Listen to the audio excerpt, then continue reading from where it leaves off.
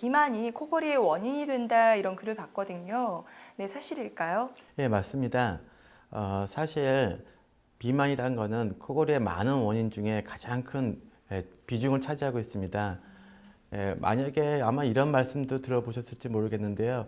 코에서도 살이 찐다는 말이나 글쎄요. 여성분들은 많이 공감하실 거라고 생각하는데 저의 환자분 중에 이런 케이스가 있습니다.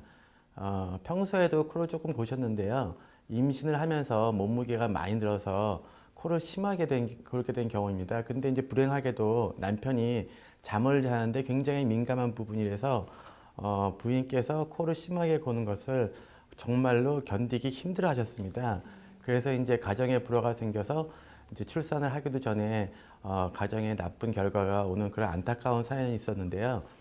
살이 찐다는 것, 즉 몸무게가 는다는 것은 신체 부위에 여러 가지 변화를 가져오지만 특히 혀가 붓기도 하고 또 목이나 기도 옆에 살이 찐다는 것은 기도를 굉장히 좁아지게 만듭니다. 그로 인해서 이제 코골이가 심해질 수가 있죠. 그럼 지금 말씀 주신 비만 외에 어떠한 이유로 또 코골이가 발생할 수 있을까요? 코골이의 많은 원인들 중에 무시할 수 없는 이유가 담배와 술, 즉 음주와 흡연입니다. 아마도 남성들이 여성에 비해서 많은 코골이를 한다고 인식이 되어 있는데요. 아마 그 이유는 담배와 술 때문인 것으로 우리가 우려됩니다. 네, 지금 선생님께서 코골이의 원인으로 술과 담배를 말씀 주셨는데 이 코골이와 어떤 연관이 있을까요? 사실 담배와 술은 그 성분을 얘기하는 것보다는 담배와 술로 인해서 기도가 붓게 되는 경우가 많고 또 그로 인해서 기도가 좁아지는 경향이 있기 때문에 술과 담배를 하시게 된다고 하면은 구조학적으로 코골이가 심해지거나 코를 고는 것이 이제 당연하다고 인식될 수가 있죠. 네, 그럼 지금 말씀 주신 비만, 술, 담배 외에는 어떤 원인들이 또 있을 수 있을까요? 사실 이제 코골이의 원인들 중은 여러 가지가 있습니다. 최근에 사례를 본다고 하면은 양악 수술을 하셔가지고 코골이가 생긴 이제 어떤 여자분의 스토리가 있는데요.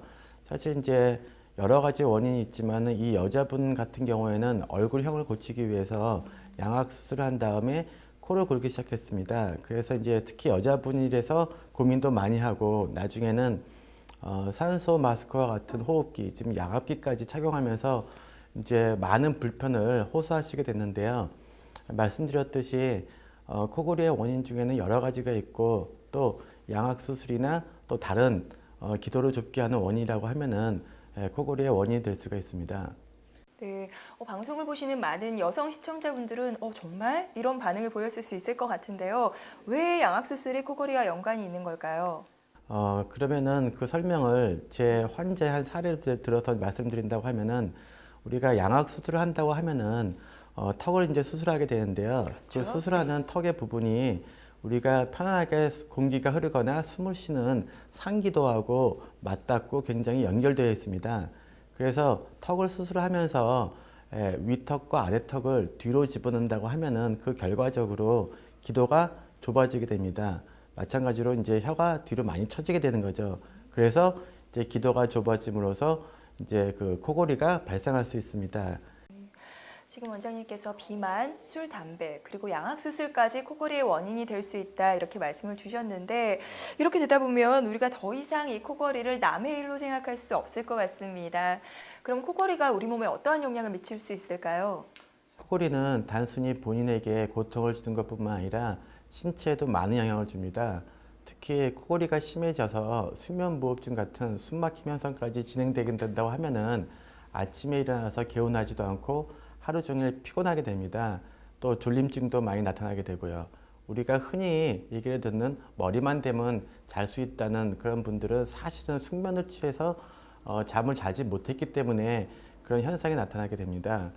코골이나 수면무호흡증 때문에 숙면을 취하지 못하기 때문에 우리가 흔히 또 지켜야 하는 신체 리듬에 방해가 되기도 하고 이로 인해서 건강에 큰 지장을 주기도 합니다.